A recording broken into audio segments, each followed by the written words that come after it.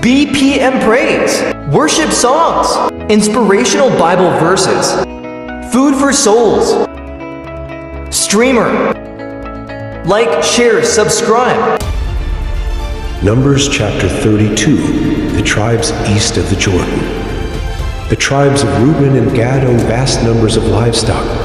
So when they saw that the lands of Jazer and Gilead were ideally suited for their flocks and herds, they came to Moses, Eleazar the priest, and the other leaders of the community. They said, "Notice the towns of Adaroth, Dibon, Jazer, Nimrah, Heshbon, Elah, Sibmah, Nebo, and beyond. The Lord has conquered this whole area for the community of Israel, and it is ideally suited for all our livestock. If we have found favor with you, please let us have this land as our property instead of giving us land across the Jordan River. Do you intend to stay here while your brothers go across and do all the fighting?"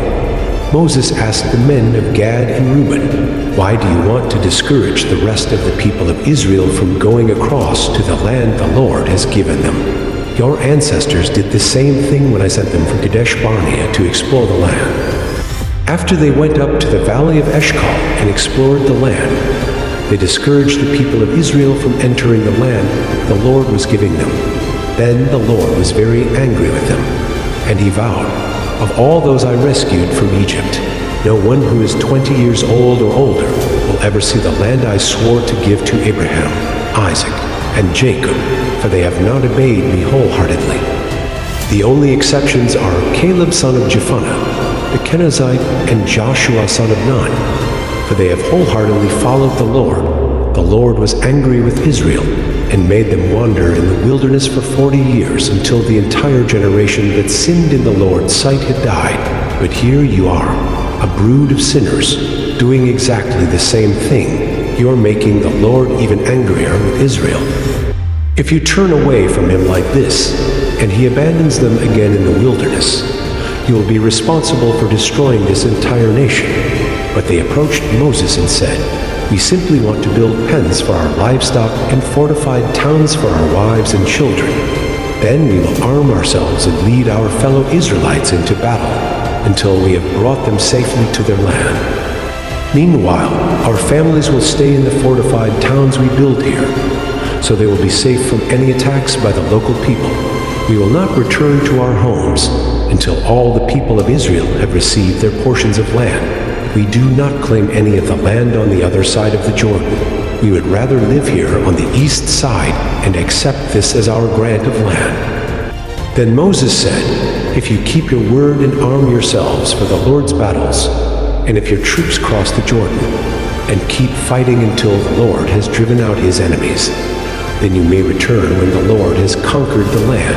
You will have fulfilled your duty to the Lord and to the rest of the people of Israel, and the land on the east side of the Jordan will be a property from the Lord.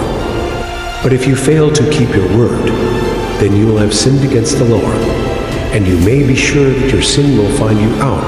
Go ahead and build towns for your families and pens for your flocks, but do everything you have promised." Then the men of Gad and Reuben replied, "We, your servants, will follow your instructions exactly. Our children, wives, flocks, and cattle will stay here in the towns of Gilead. But all who are able to bear arms will cross over to fight for the Lord, just as you have said." So Moses gave orders to Eleazar the priest, Joshua son of Nun, and the leaders of the clans of Israel. He said, "The men of Gad and Reuben who are armed for battle must cross the Jordan with you to fight for the Lord. If they do, give them the land of Gilead as their property when the land is conquered. But if they refuse to arm themselves and cross over with you, then they must accept land with the rest of you in the land of Canaan." The tribes of Gad and Reuben said again, "We are your servants, and we will do as the Lord has commanded. We will cross the Jordan into Canaan fully armed to fight for the Lord, but our property will be here on this side of the Jordan." So Moses assigned land to the tribes of Gad, Reuben, and half the tribe of Manasseh son of Joseph. He gave them the territory of King Sihon of the Amorites and the land of King Og of Bashan, the whole land with its cities and surrounding lands, the descendants of Gad built the towns of Dibon, Adaroth, Aror, Atroth Shofan, Jazer, Jogbeah, Beth Nimrah, and Beth Haran. These were all fortified towns with pens for their flocks. The descendants of Reuben built the towns of Heshbon, Elah, Kiriathim, Nebo, Baal-Meon, and Sibmah. They changed the names of some of the towns they conquered and rebuilt. Then the descendants of Machir of the tribe of Manasseh went to Gilead and conquered it. And they drove out the Amorites living there. So Moses gave Gilead to the Machirites, descendants of Manasseh, and they settled there. The people of Jair, another clan of the tribe of Manasseh, captured many of the towns in Gilead and changed the name of that region to the towns of Jair. Meanwhile, a man named Nobah captured the town of Kenneth and its surrounding villages, and he renamed that area Nobah after himself. Thank you for watching.